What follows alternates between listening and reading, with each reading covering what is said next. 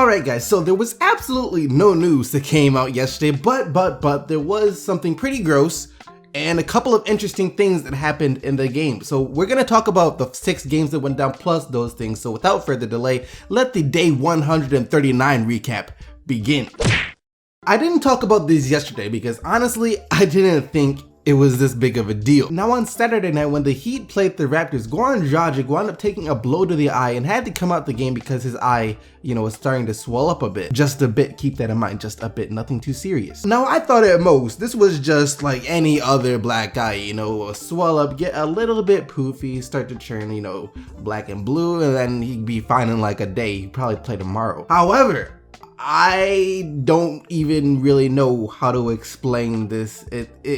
Just take a look, but be warned, if you are squeamish in the slightest bit, just skip ahead in the video. 1738. Now I know that this looks really bad, but the doctor said, that there's absolutely nothing wrong here, nothing out of the ordinary other than the fact that he looks like Fetty Wap. And he said that Dragic should be fine after a couple of treatments. When you think about the most disrespectful things that can happen to a player on the court, the first things that come to your mind are getting dunked on, getting posterized. Trampoline. Hammer dunk. You should not be allowed to jump off of a trampoline. Or getting your ankles broken. Well, it ain't no place to run. Forgive me for my wrongs, I have just begun. Those are the two things that you get disrespected by the most if they happen to you on the court, which both of those things are extremely disrespectful. However, I think that what Kristaps Porzingis did to Spencer Dinwiddie last night was just as, if not even more, disrespectful than having your ankles broken and then getting dunked on back to back. Take a look. First look. Denied! Porzingis! Big time block! Momentum shifting. See, it's one thing to just get your shot swatted. It's a completely other thing when the guy snatches it with one hand and cradles it while you're in midair attempting that shot. That is severely disrespectful. Porzingis, put some respect upon that man's name. Actually, no, you don't have to. Moving on from the topic of disrespectful things to the topic of embarrassing things. Often players do some embarrassing things on the court. Oh, no. Look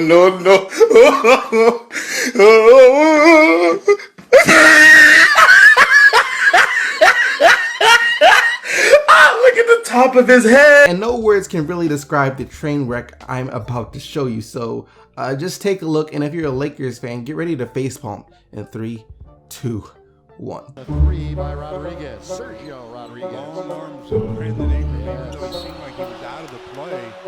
One of those days, he reaches down, kicks it, and then falls out of bounds. Yes. I mean, it's like 4 seconds left, tied at 6. That indeed did just happen. And that's it. That's everything that happened in the games last night. Like I said, there was no news. So without further delay, let's just jump into the games from last night.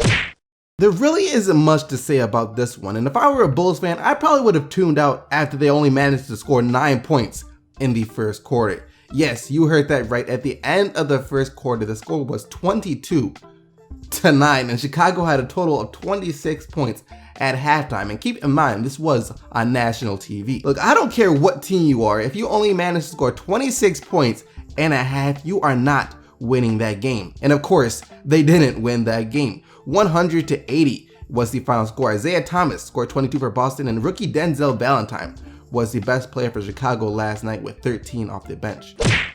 The Houston Rockets have beaten the Warriors, they've beaten the Spurs, and now they have just beaten the Cleveland Cavaliers. In the first half, there were threes being flung up left and right. I forget the exact number that were attempted, but I think there was somewhere around 50 threes taken, if I'm not mistaken. The two teams finished the game with a total of 88 attempted threes, and 117-112 was your final score. James Harden with a triple-double of 38 points, 11 assists, and 10 rebounds for the Rockets, and LeBron James had 30 points, 7 rebounds, and 5 assists, and Kyrie had 28 for Cleveland.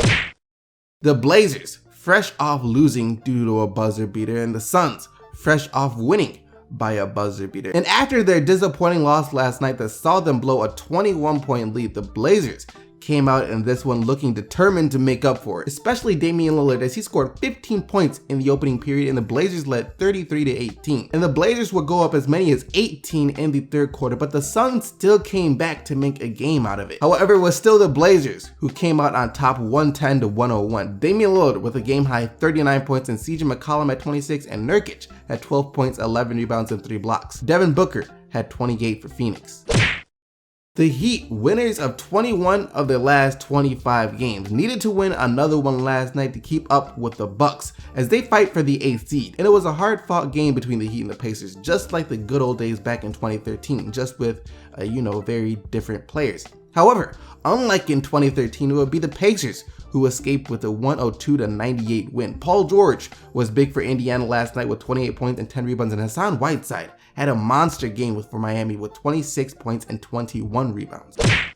I'm sure this is a game D'Angelo Russell wishes that he could take back. We mentioned the turnover earlier in the video, however, that wasn't even his most costly one. With around 30 seconds remaining in the game, TJ McConnell hit a 10-footer to give the Sixers the lead. The Lakers wind up calling a timeout in the next possession when they only have like 5 seconds left on the shot clock. However, after the timeout, Russell seemingly forgot that there was only 5 seconds left on the shot clock, and the Sixers got the win 118-116. A career high 29 points for Dario Saric and Jahlil Okafor also added 23. Jordan Clarkson scored a career high with 30 off the bench for the Lakers, and Julius Randle added 21 points and 12 rebounds.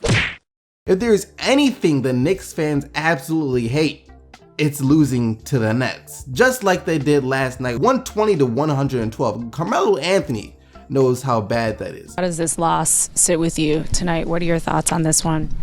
It's a bad one.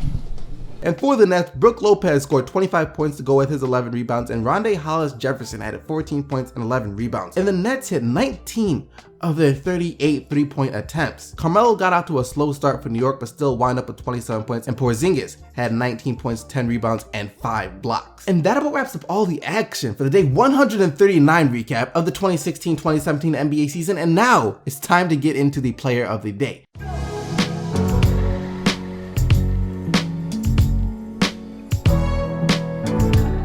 Yesterday, you guys selected Anthony Davis and his 46 points and 21 rebounds as your player of the day, and here are today's nominees. You have James Harden and his 38 points, 11 assists, and 10 rebounds. Damian Lillard and his 39 points and 6 rebounds. Dario Saric and his 29 points, 7 rebounds, and 5 assists, or Paul George and his 28 points and 10 rebounds. As always, you guys can go vote for the player of the day right now. The link to the poll will be in the description box down below, but other than that, thank you guys once again for watching this video. Hope you guys liked it, and if you did, don't forget to smack that like button, subscribe if you haven't already for more daily NBA videos. But until tomorrow, keep getting the Bucks, Team SDC, and I'm out of here. Peace!